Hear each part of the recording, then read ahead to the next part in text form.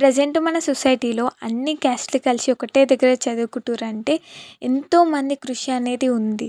వాళ్ళు ఎన్నో కష్టాలు పడి, ఎన్నో ప్రాబ్లమ్స్ ఫేస్ చేసి, ప్రతి ఒక్క వర్గానికి ఎడ్యుకేషన్ అనేది ఉండాలని చెప్పేసి వాళ్ళు చాలా కష్టపడ్డారు.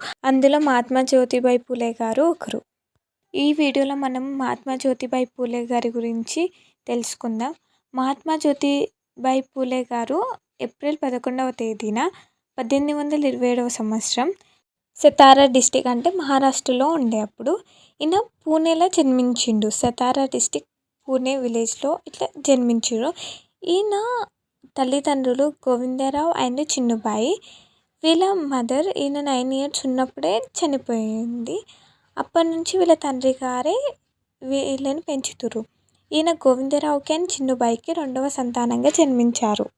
జ్యోతిరావు గారు చాలా ఇంటెలిజెంట్ అండ్ వీళ్ళ ఫైనాన్షియల్గా వీక్ ఉన్నప్పటికీ ఈయన చాలా టాలెంటెడ్ పర్సన్. ఈయనకు ఏంటంటే చిన్నప్పుడే వీళ్ళు స్టడీ అనేది మానిపించిండు. ఎందుకంటే వీళ్ళు మాలి క్యాస్ట్కి చెందిన వాళ్ళు.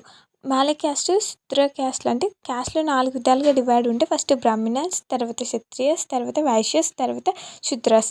వీళ్ళు మాలి క్యాస్ట్ అంటే శూద్ర క్యాస్ట్కి చెందినవారు కాబట్టి వీళ్ళు ఎక్కువ చదువుకోవడానికి వీలు ఉండదని చెప్పేసి ఎక్కడ పోయినా జ్యోతిరావుని మొత్తం ఇన్సల్ట్ చేసేవాళ్ళు. వాళ్ళ ఫాదర్ ఏం చేసిండంటే చిన్నప్పుడే తన స్టడీస్ని ఆపేసిండు.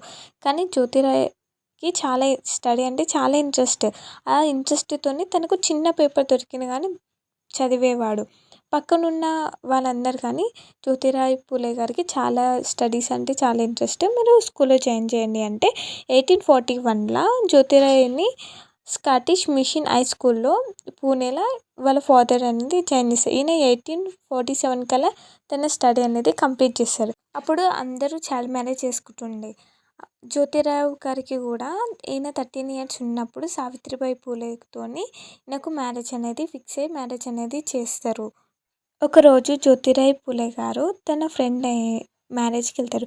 తన ఫ్రెండ్ అప్పర్ క్యాస్ట్ బ్రాహ్మిన్ ఫ్యామిలీకి చెందిన తను మ్యారేజ్కి ఇన్వైట్ చేసి జ్యోతిరావు పూలే గారు వెళ్తారు. అప్పుడు అందరూ బ్రాహ్మిన్స్ ఉన్నప్పుడు ఒకతను మీరు బ్రాహ్మిన్స్ కాదని గుర్తుపట్టి జ్యోతిరావు పూలే గారిని చాలా ఇన్సల్ట్ చేస్తారు. ఆ ఇన్సల్ట్ తట్టుకోలేక జ్యోతిరావు పూలే గారు అప్పుడే వచ్చేస్తారు.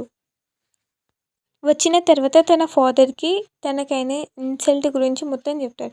వాళ్ళ ఫాదర్ ఏం చెప్తారంటే ఇప్పుడు ఓకే కానీ ఇప్పుడు జస్ట్ చెప్పి నిన్ను అక్కడికి పంపించారు కానీ పూర్వం అయితే ఏనుగులతో తొక్కించేవాళ్ళు, ఇప్పుడే కొంచెం నయం అని చెప్పారు. తర్వాత ఆ ఇన్సల్ట్ తట్టుకోలేక జ్యోతిరావు పూలే గారు ఎలా అయినా ఈ సొసైటీని చేంజ్ చేయాలనుకుంటాడు.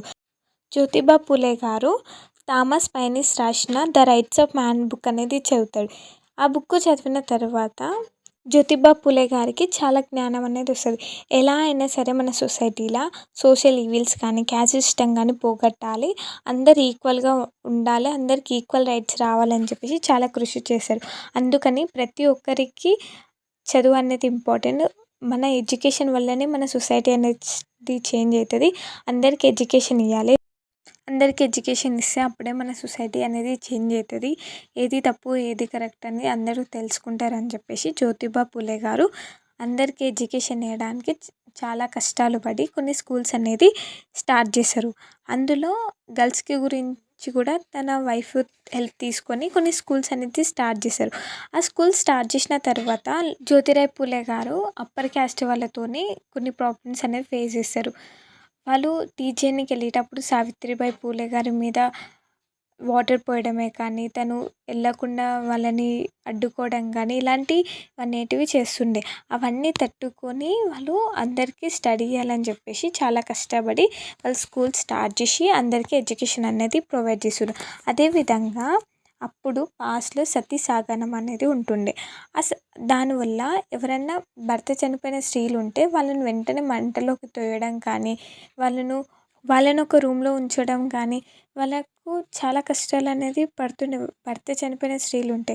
అందుకని చెప్పేసి వాళ్ళ కోసం ఒక ఆశ్రమం అనేది జ్యోతిబా పూలే గారు స్టార్ట్ చేశారు. అండ్ ఇంకా వాళ్ళు విండో రీమ్యారేజెస్ గురించి కూడా జ్యోతిబా పూలే గారు కూడా ఫైట్ చేశారు.